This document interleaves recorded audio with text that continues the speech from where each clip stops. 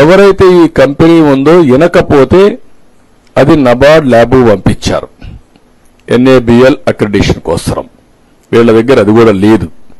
దానికి కూడా 75 లక్షలే అవుతుంది. అది కూడా లేదు. అది పెట్టుకోవాల్సింది పెట్టుకోలేకపోయారు.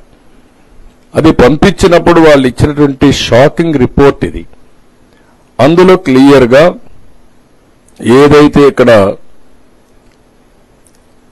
పాయింట్ నెంబర్ 1 ఎస్ వాల్యూ, ఆ ఎస్ వాల్యూకి కోరిలేషన్ విత్ ఏమేమి ఇంగ్రీడియంట్స్ ఉన్నాయో చెప్పే విధానం 86.62 ఎస్ వాల్యూ ఉంది. ఉండవలసింది 98.05 నుంచి 101.95 ఉండాలి. దీనికి కారణాలు ఏంటంటే soybean, sunflower, olive, rapeseed, linseed, wheat germ, maize germ, cotton seed, fish oil, ఇవన్నీ ఏదైనా ఉండే అవకాశం ఉంది. నెంబర్ 3 2 కూడా ఉంది. అది చదవడం లేదు, 3 చదువుతున్నాను. నెంబర్ 3 22.43 ఎస్ వాల్యూ ఉంది. 95.90 నుంచి 104.10 ఉండాలి. ఇది రావడానికి కారణం ఏంటంటే పామ్ ఆయిల్, బీఫ్ టాలో, ఈ 2 కారణం.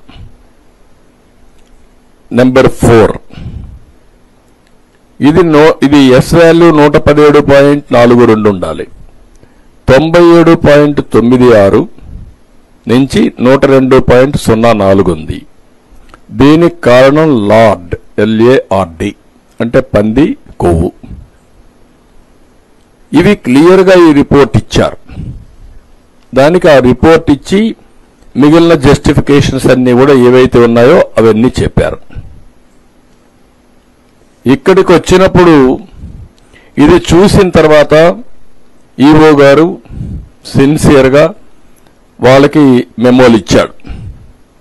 22/7/2024 మెమో ఇచ్చారు, 23 ఇచ్చాడు, 27 ఇచ్చాడు. వాళ్ళకు రిప్లై ఇచ్చారు, మళ్ళా సెకండ్ మళ్ళా పంపించాడు. ఇవి సీరియస్ గా అతను చేయాల్సినంత పెనాల్టీ ఒక 5% వేయడం, వాళ్ళని బ్లాక్ లిస్ట్ లో పెట్టడం, ఇవన్నీ చేసి అబ్జెక్షన్స్ అన్ని వాళ్ళు చేసినట్టు కూడా మళ్ళా పంపించి ఆ రిపోర్ట్ పెండింగ్ ఉంది. అంటే వాళ్ళపైన యాక్షన్స్ అని చేసుకుంటున్నాడు. రెండోది ఒక ఎక్స్పర్ట్ కమిటీ వేశాడు. ఎక్స్పర్ట్ కమిటీ వేసి ఎవరైతే కొంతమందిని ఈ ఫీల్డ్ లో బాగా సురేంద్రనాథ్ అని dairy expert and former principal and scientist NDRI Bengaluru, Vijayabhaskar dairy expert Hyderabad, Sodalatha senior assistant professor, Mahadevan IIM Bengaluru, వీళ్ళందరితో కమిటీ వేసి కమిటీ రికమెండేషన్లు తెప్పించి దానిపైన యాక్షన్ స్టార్ట్ చేశాడు. ఇవన్నీ యాక్షన్ స్టార్ట్ చేసిన తర్వాత వాళ్ళు ఇచ్చిన రిపోర్ట్ బేస్ చేసుకుని మళ్ళా టెండర్స్ పిలిచాడు.